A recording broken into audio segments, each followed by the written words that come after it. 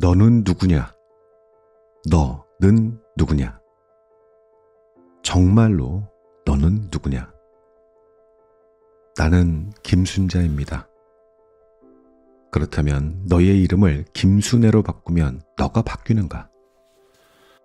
이름이 김순자인 너, 이름을 부르기 전에도 있었던 너, 이름을 바꾸어도 바뀌지 않을 너, 그 너는 누구인가? 소녀입니다. 나중에 아줌마가 되면 그때는 너가 아닌가? 한국인입니다. 어느 나라 사람이냐고 묻지 않았다. 한국인이 모두 너인가? 이 몸뚱이가 나입니다. 왜 나의 몸이라고 하는가? 몸을 그대가 만들었는가? 몸을 그대가 살려주고 있는가? 60조개의 세포로 된 그대 몸의 생로병사의 비밀을 다 아는가? 몸과 마음입니다. 어떤 마음이 너인가? 그 마음을 말해보라. 너의 몸과 마음은 어디서 어디까지인가? 나는 생각입니다. 생각함으로 존재합니다. 생각하지 않으면 너는 없는가? 잠을 잘 때는 너는 없는가?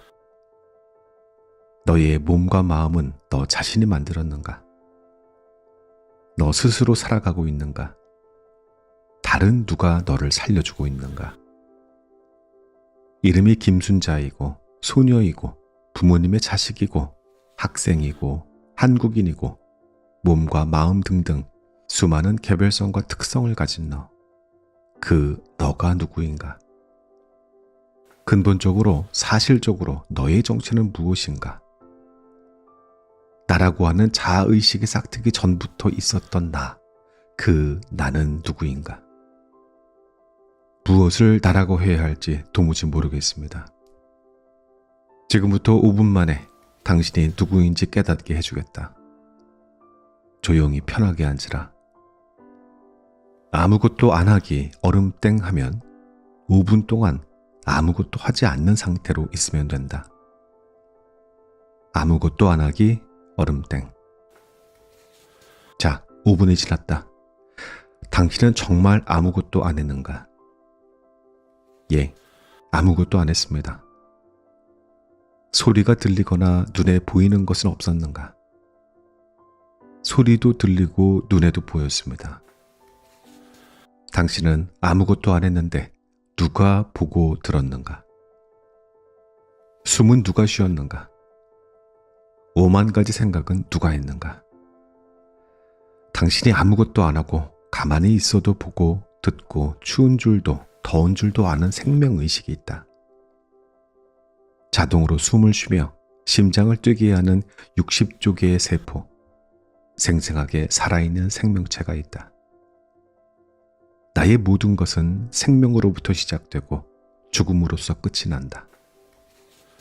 그렇다. 나의 정체는 살아있음, 생명이다.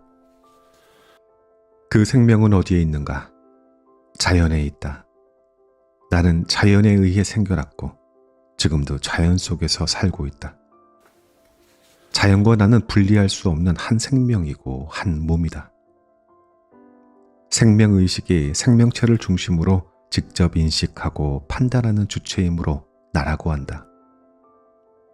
나는 우주자연 전체에서 단 하나뿐인 직접 알 수 있고 할 수 있는 내 인생의 주인이다. 이제 당신은 깨달았다. 우주자연과 분리된 당신은 존립할 수 없다. 몸은 우주자연과 연결된 한 개의 생명체이고 마음은 우주자연의 생명의식인 영혼이다. 몸 안에 영혼이 있는 게 아니라 영혼 안에 몸이 있다. 나는 세상에 무엇이든 알 수 있고 무엇이든 할 수 있는 지혜롭고 자유로운 영혼이다.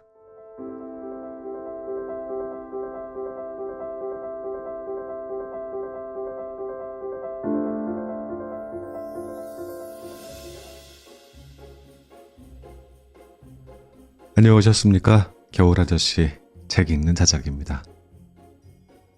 오늘 소개할 책 전대성 작가의 인생의 정석입니다.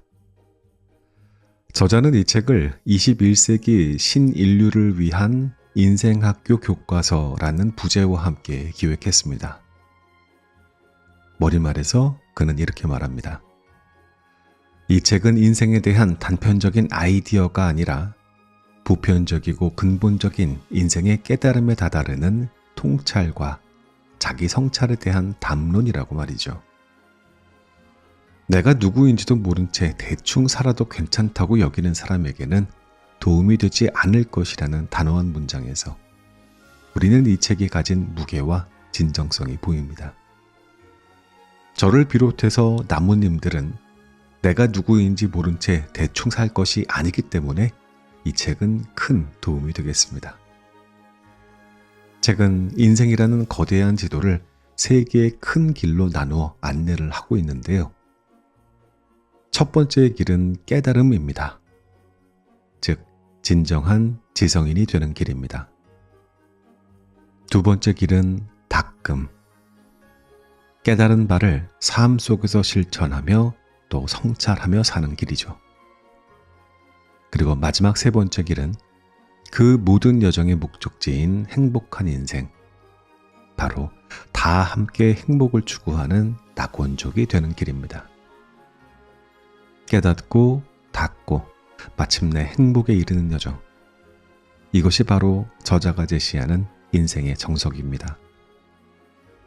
수학의 정석은 참 많이 봐왔는데 인생도 명확한 공식이 있어서 딱 그대로만 살면 되는 그런 법칙이 있었으면 하곤 했는데, 지금부터 저와 함께 이 지도를 따라 걸으면서 인생의 근본적인 질문에 대한 답을 찾아보는 시간을 갖겠습니다.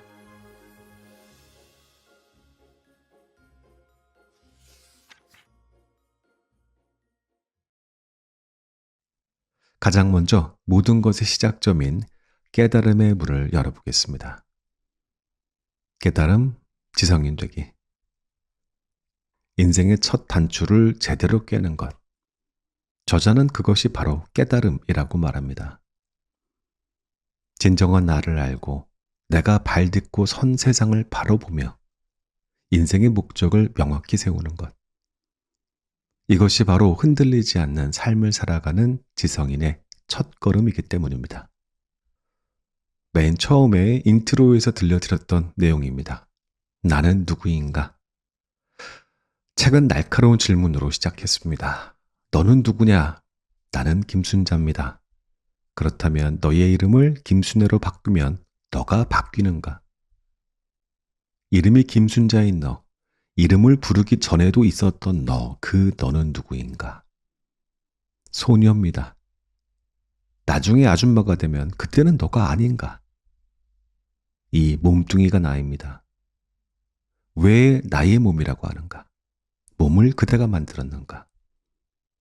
나는 생각입니다. 생각하지 않으면 너는 없는가? 잠을 잘 때는 네가 아닌가? 이 집요한 질문들처럼 우리는 보통 몸, 이름, 직업 같은 겉모습을 나라고 착각하며 살아갑니다.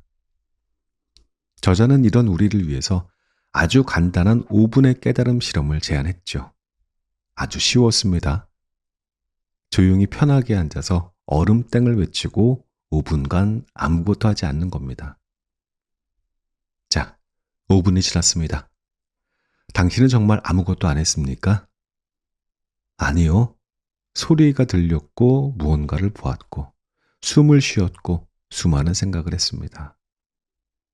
당신은 아무것도 안 했는데 대체 누가 보고 듣고 숨쉬고 생각했을까요? 바로 거기에 답이 있습니다. 당신이 가만히 있어도 스스로 살아 움직이는 그것, 바로 살아있음, 생명이었습니다. 나의 모든 것은 생명으로부터 시작되고 죽음으로써 끝이 납니다. 그러므로 나의 진짜 정체는 생명 그 자체인 것입니다. 그리고 그 생명은 내 몸 안에 갇혀 있는 게 아니었습니다. 우주 자연과 분리된 나는 단 한순간도 존재할 수 없습니다. 저자는 여기에서 놀라운 관점의 전환을 제시합니다. 몸 안에 영혼이 있는 게 아니라 영혼 안에 몸이 있다고 말이죠. 우주 전체와 연결된 거대한 나, 대아가 나의 본질이며 이 몸뚱이를 중심으로 살아가는 왜소한 나는 소아에 불과합니다. 저자의 비유를 빌리자면 진정한 나라는 거대한 생명의 바다 위에 잠시 일어났다 사라지는 파도 같은 생각들과 감정들을 나라고 착각하며 살아간다는 셈이죠. 인생의 모든 고통은 바로 이 착각에서 시작됩니다. 그렇다면 세상은 어떻게 생겼을까요? 진정한 나를 알았다면 이제 내가 살아가는 이 세상의 진짜 모습을 보아야 합니다. 저자는 세상을 전체성과 개별성을 함께 가진 하나의 거대한 유기체로 봅니다. 세상 모든 것은 보이지 않는 끈으로 초연결, 초융합되어 있다는 것이죠. 커피 한 잔 생각해 볼까요? 이 커피가 내 앞에 오기까지 커피 나무를 키운 농부, 배를 만든 조선소 직원, 도로를 닦은 건설 노동자, 그리고 이 모든 것을 가능하게 한 태양과 물과 공기, 즉 지수화풍이 모두 연결되어 있습니다. 이처럼 세상에 나와 상관없는 남이란 본래 없습니다. 모든 존재가 한 몸처럼 연결되어 있기 때문에 타인의 아픔을 나의 아픔처럼 느끼는 마음, 이것이 바로 동체대비입니다. 저자는 이 거대한 우주자연이 가진 네 가지의 핵심 특성을 이렇게 알려줘요. 첫째, 세상은 조화롭다. 세상의 모든 것은 다릅니다. 다르기 때문에 서로 어울려 아름다운 하모니를 만들어냅니다.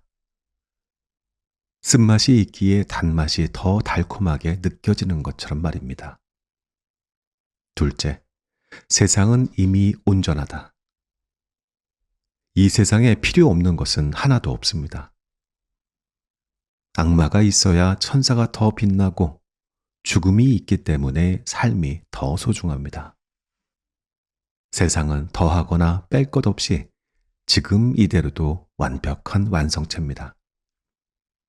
셋째, 세상은 초연결, 초융합체다. 앞서 말했듯 모든 것은 서로 그물망처럼 엮여 서로를 살려주고 있습니다. 꿀벌 한 마리가 사라지면 생태계 전체가 흔들리는 것처럼 말이지요. 넷째, 자연은 지극히 공정하다. 자연은 누구의 편도 들지 않습니다. 나의 이기심은 이 공정한 세상에 저항하며 스트레스를 받지만 나의 양심은 이 공정한 세상과 부딪히지 않습니다. 어떠신가요? 이렇게 세상을 바라보니 매일 우리를 괴롭히던 문제들이 조금은 작게 느껴지지 않으십니까? 저자는 이 모든 것을 종합하며 하나의 결론에 이릅니다. 나와 다른 생각과 행위들도 모두 당연한 것이다. 이해하고 인정할 수밖에 없다. 그렇기에 그는 이렇게 단언합니다. 세상에 이해할 수 없는 일은 없다.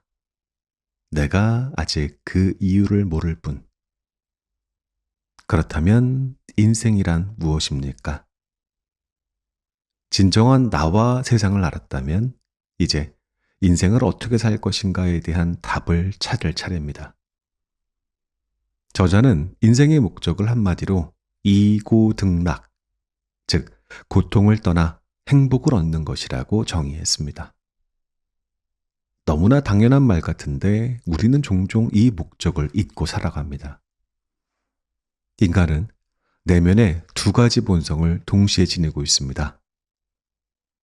하나는 생존을 위해서 나만 챙기려는 짐승의 마음, 이기심, 즉 소아입니다. 다른 하나는 더불어 살아가려는 성인의 마음, 양심, 즉 대아입니다. 우리의 인생은 바로 이 이기심과 양심 사이에서 끊임없이 갈등하고 선택하는 한편의 드라마 같습니다. 그렇다면 이 드라마의 내용은 무엇일까요? 저자는 의외로 단순하게 말합니다. 잘 먹고, 잘 놀고, 잘 자고, 일 잘하기. 이 네 가지가 인생의 전부라는 것이죠. 그리고 이 모든 활동의 핵심에는 결국 관계 맺기가 있습니다. 우리는 혼자서는 먹을 수도, 놀 수도, 일할 수도 없습니다. 결국 인생이란 다른 사람들과 어떻게 조화롭게 관계를 맺으며 이 단순한 네 가지를 잘 해내느냐의 문제로 귀결됩니다. 여기에서의 핵심은 서로를 이기려는 경쟁 관계를 서로 믿고 의지하는 동무 관계로 바꾸어 나가는 것입니다. 지금까지 우리는 제1부의 첫 번째 여정, 깨달음을 통해 지성인이 되는 길을 살펴봤습니다. 진정한 나는 우주와 연결된 생명이며 세상은 이미 온전하고 조화로운 곳이고 인생의 목적은 행복을 추구하는 것임을 알게 되었습니다. 우주와 내가 하나라는 이 거대한 깨달음은 우리를 경이로움에 젖게 합니다. 하지만 이 경이로움이 월요일 아침 꽉 막힌 출근길의 짜증을 이겨낼 수 있을까요? 바로 이 지점에서 저자는 깨달음이라는 설계도를 닦음이라는 시공으로 옮겨야 한다고 역설합니다. 이제 그 구체적인 방법을 안내하는 두 번째 여정, 닦음으로 넘어가 보겠습니다. 닦음, 성찰하며 살기. 깨달음이 머리로 하는 알미라면 닦음은 그것을 가슴과 온몸으로 살아내는 삶의 과정입니다. 닦음은 때가 묻은 것을 닦아버리면 원래의 나와 세상은 이미 온전하다는 전제에서 시작된다고요. 마치 컴퓨터를 리셋하듯 모든 것을 지워버리고 처음의 순수한 상태로 돌아가려는 노력. 바로 닦음의 세계입니다. 명상이란 무엇이고 왜 필요한가? 저자는 닦음의 핵심 도구로 명상을 제시합니다. 그가 정의하는 명상이란 먼지를 닦아내고 본래의 온전한 나로 돌아가는 것. 즉, 어리석고 자유롭지 못한 소화적 인생을 지혜롭고 자유로운 우주의식으로 전환하려는 노력입니다. 명상이 필요한 이유는 두 가지였습니다. 첫째, 함께 사는 세상을 위해서입니다. 각기 다른 사람들이 조화롭게 살기 위해서는 자기 중심적인 아집을 내려놓고 공동체적 인성을 기르는 훈련이 필요하기 때문입니다. 둘째, 우리가 겪는 스트레스의 진짜 원인이 무엇일까요? 바로 나와 다름에 대한 저항 때문입니다. 세상이 내 뜻대로 되지 않을 때, 다른 사람이 내 생각과 다를 때, 우리는 저항하고 부딪히며 스트레스를 받습니다. 명상은 바로 이 저항하는 마음을 다스리는 훈련입니다. 어떻게 명상을 할 것인가? 책은 여러 명상법을 소개하고 있는데요. 일상에서 가장 쉽고 강력하게 실천할 수 있는 핵심 방법으로 생명 명상을, 또 그 구체적인 실천 방법으로 이인자 명상을 제시합니다. 이인자는 세 단계의 앞 글자를 딴 겁니다. 잘 들어보세요. 이, 이해하고, 인, 인정하고, 자, 자유롭게 하기. 살다 보면 누구나 그런 순간을 겪습니다.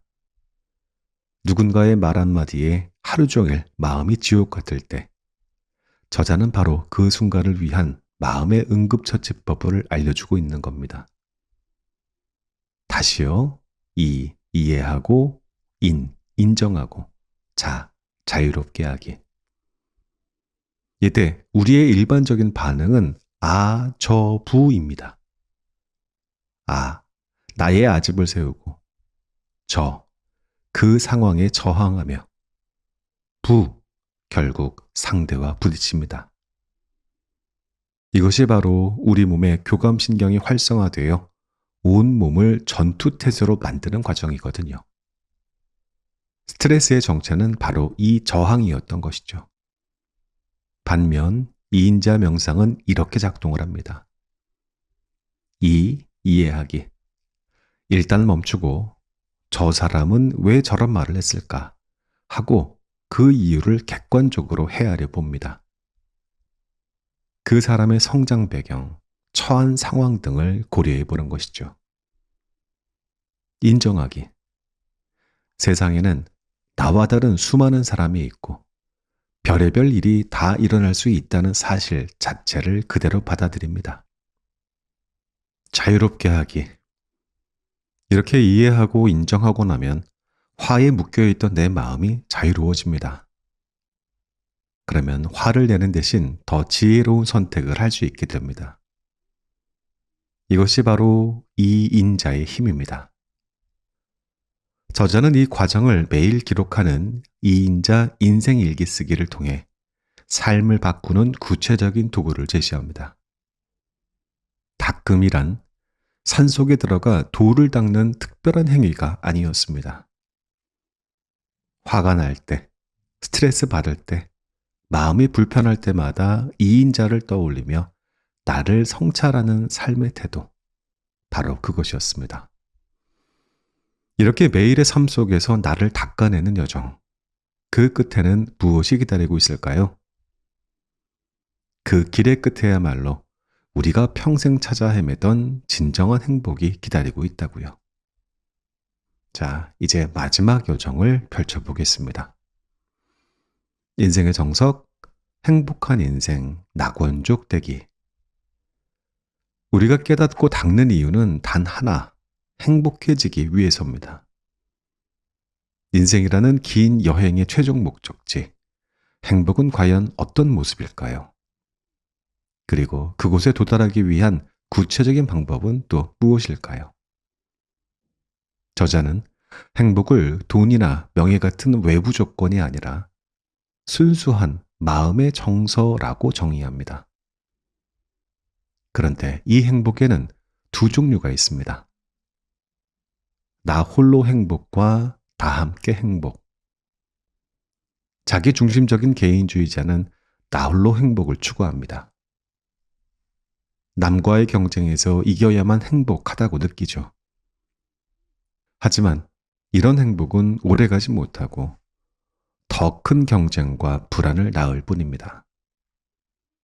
진정한 행복은 다 함께 행복을 추구할 때 찾아옵니다. 나를 넘어 가족, 이웃, 공동체의 행복을 위해 애쓸 때, 그때 느끼는 충만함. 이것이 바로 흔들리지 않는 행복의 본질입니다. 이러한 삶을 사는 사람들을 저자는 낙원족이라고 부릅니다. 우리 모두가 낙원족이 되어야 한다고 역설하고요.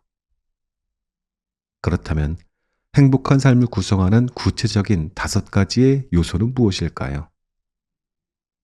이 요소들은 앞서 우리가 살펴본 깨달음과 닦음의 자연스러운 결과물처럼 보입니다. 첫 번째, 건강한 몸과 마음. 몸과 마음의 건강은 행복의 가장 기본적인 토대입니다. 두 번째, 따뜻한 인간관계. 경쟁관계가 아닌 서로 믿고 의지하는 동무관계. 이는 닦음의 실천을 통해 얻어지는 결실입니다. 세 번째, 긍정적인 인생관.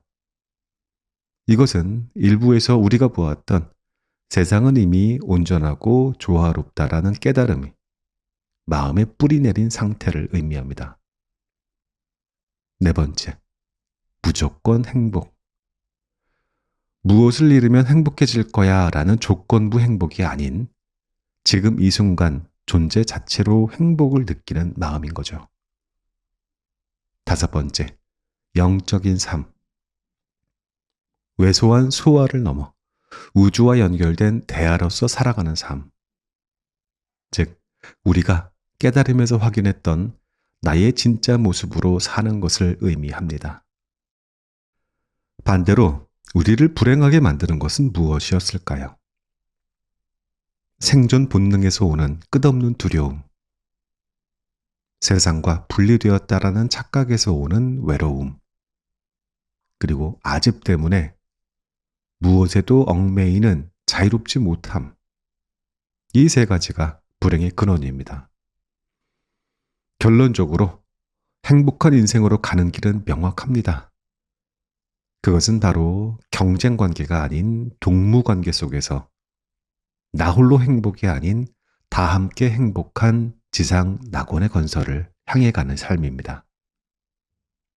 지금까지 우리는 인생의 정석 일부의 핵심 내용을 간단하게 살펴봤습니다. 저자는 이러한 철학을 단지 이론에 그치지 않게 하고 실제 교육 현장에서 구현하기 위한 인생학교라는 구체적인 청사진을 2부에서 제시하고 있어요.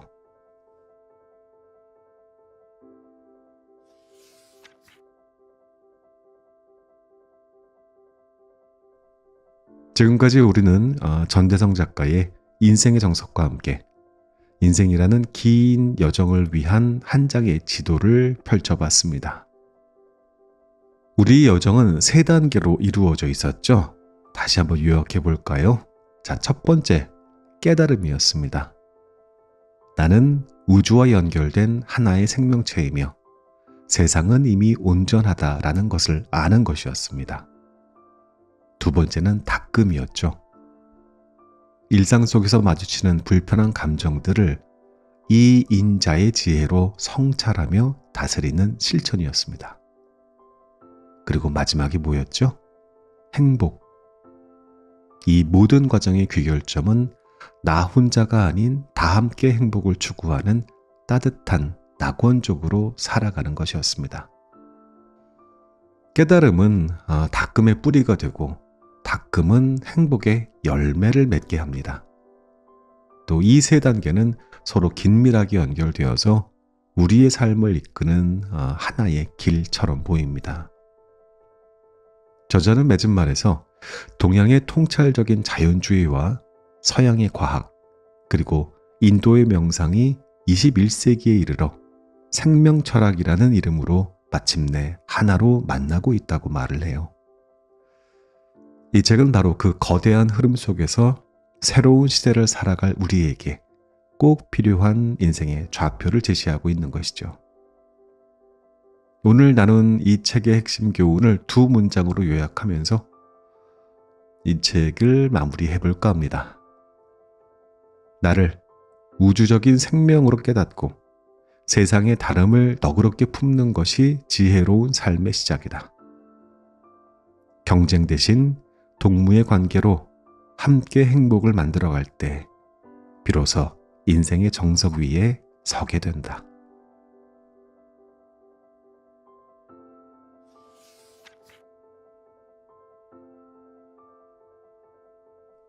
프롤로그 21세기 신인류를 위하여 21세기 사람들은 엄청나게 많은 정보를 뇌에 저장하고 산다. 이들이 지식인일 수 있지만 지성인은 아니다. 인생의 정석은 자아 정체관, 세계관, 인생관을 사실과 다르지 않게 제대로 세우며 살아가는 공부를 안내하는 책이다. 객관적이고 보편적인 자아 정체관과 세계관을 정립한 사람을 깨달은 사람이라고 할 수 있다. 객관적이고 보편적인 사실은 동서고금을 통해 다르지 않고 누구나 공유할 수 있다. 이 책은 인생학교에 오는 모든 사람이 5분의 깨달음을 통해 세상을 사실대로 볼 수 있는 지혜의 눈을 뜰 수 있도록 불을 밝히고자 한다. 과거에는 출가해서 산속에 들어가 10년, 20년 장좌불화를 하며 깨달음을 구했지만 21세기에는 누구나 쉽게 깨달음을 성취하며 영적으로 사는 시대가 될 것이다. 4차 산업혁명은 초연결, 초융합을 도모하며 스마트한 공동체, 즉 영성사회를 향해 나아가고 있다. 이제는 영성지능이 높은 사회가 선진사회로 인정받게 될 것이다. 인생의 정석은 한 번밖에 없는 소중한 인생을 지혜롭게, 자유롭게, 온전한 지성인으로 살기 위해 고민하는 사람들을 위한 공부 교재다. 인생에 대한 단편적인 아이디어가 아니라 보편적이고 근본적인 인생의 깨달음에 다다르는 통찰과 자기 성찰에 대한 담론이다.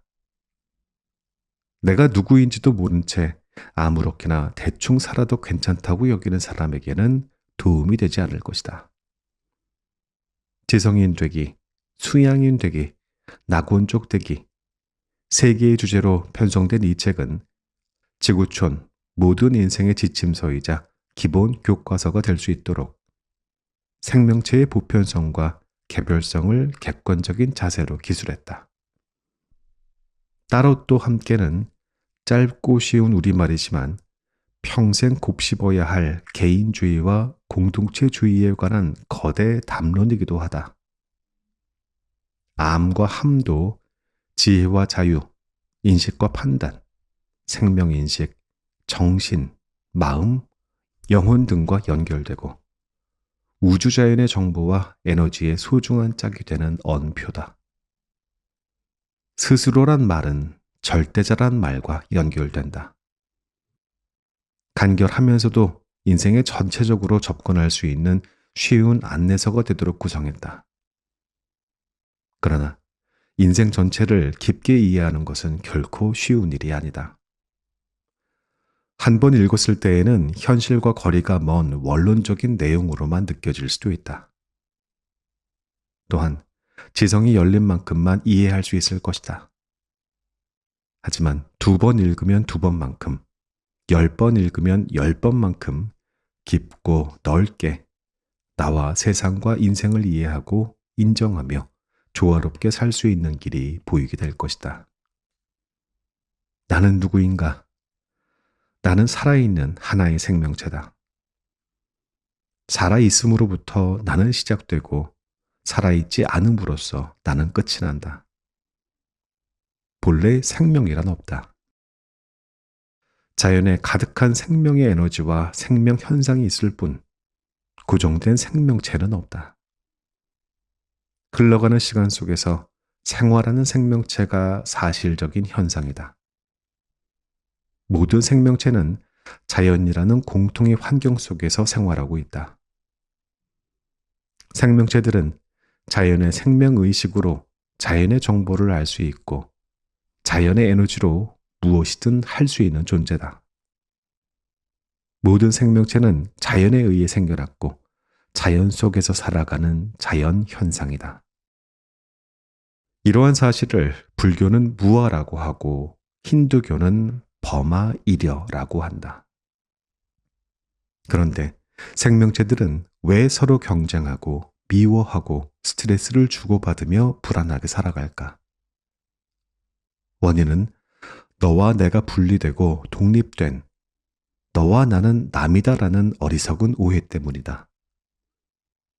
너와 내가 분리될 수 없는 한 생명임을 아는 것이 바로 깨달음이다. 깨달은 사람을 지성인이라고 한다.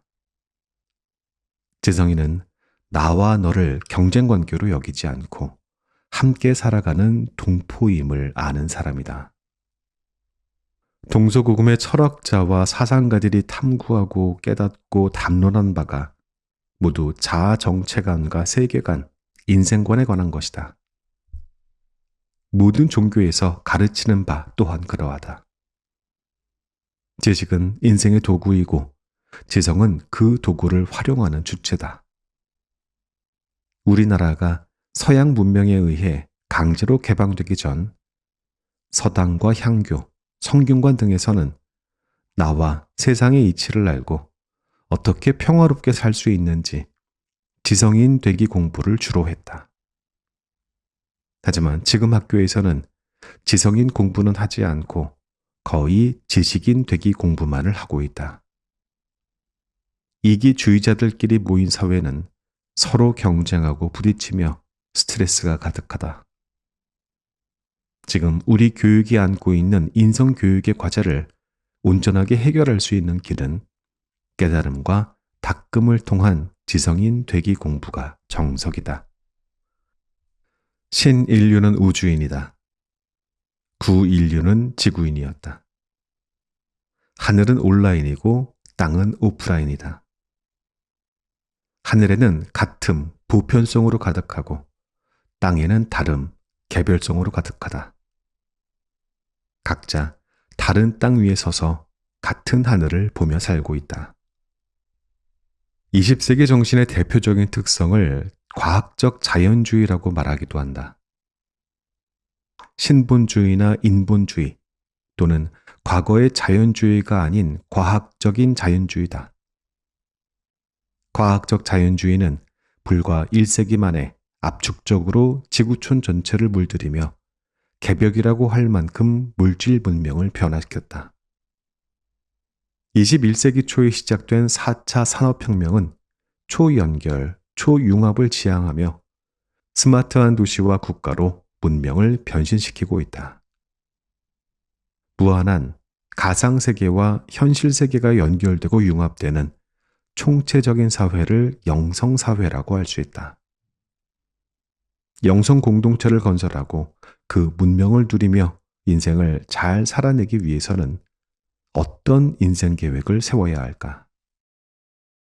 뇌의식만으로는 21세기 4차 산업혁명의 초연결, 초융합 문명을 이해하고 참여하고 누리기에도 버거울 것이다.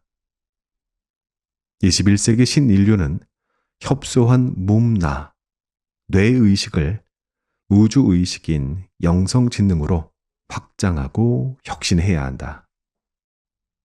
동서고금의 지성인들은 영성지능을 높이기 위해 명상과 기도를 해왔다. 이 책은 과거의 복잡하고 어려운 명상 대신 쉽고 간편하면서도 더 스마트한 명상을 할 수 있게 안내한다. 수양은 자신을 먼저 성찰하는 동양의 전통적인 정신문화이다. 우리는 영과 혼, 선과 악, 양심과 이기심, 개인주의와 공동체주의, 사랑과 미움 등 피할 수 없는 두 개의 이율배반적인 본성을 가지고 살아간다. 이 때문에 평생 자기 성찰을 하며 살아야 평화롭고 자유롭게 살 수 있다. 수양인 되기 공부는 성찰하며 사는 힘을 기르는 공부이다. 인생의 목적은 이고등락, 즉 괴로움을 버리고 행복을 구하는 것이다. 하지만 우리는 가정과 사회와 학교에서 경쟁관계를 강요받으며 동무관계에서 멀어졌고 행복에 대해서는 제대로 공부할 기회가 없었다. 낙원적 되기 공부를 통해 행복한 인생의 길 위에서 살아갈 수 있는 힘을 길러주고자 한다. 현대의 지구촌은 과학적 자연주의와 자본주의 문화 속에서 윤리도덕이 빛을 잃었다. 이기주의자들이 서로 경쟁하는 공동체는 결코 행복할 수 없다. 미국과 달리 유럽 국가들은 경쟁을 행복한 공동체 사회를 좀먹는 야만적인 의식으로 보고 교육과 사회 정책을 통해 경쟁의 싹을 자르기 위해 노력하고 있다. 경쟁 의식은 주로 생존 본능이 추동한다. 그러나 우리에게는 함께 잘 살고자 하는 영성 본능도 있다. 인생의 정석과 함께 경쟁 관계를 동무 관계로 전환하는 바람직한 공동체적 인성을 공부하게 될 것이다. 인생의 정석은 나홀로 행복주의자들이 다 함께 행복주의자가 되는 공부를 통해 지상낙원을 건설하고 영성 공동체로 나아갈 길을 제시한다. Under the hush of a silver moon, December breeze in a velvet tune, footprints fade in drifting white as the city softens into night. A heart beats slow like falling snow, a tender rhythm the cold winds know. Your shadow leans against mine still, two silent pulses on one small hill. Whispers curl in the frosted air, soft as a prayer you didn't know was there. Loneliness hums a gentle chord, a winter hymn we never heard before. And in this quiet time unfolds a fragile warmth the darkness holds, December's pulse beneath our feet, a stolen calm where cold and comfort meet.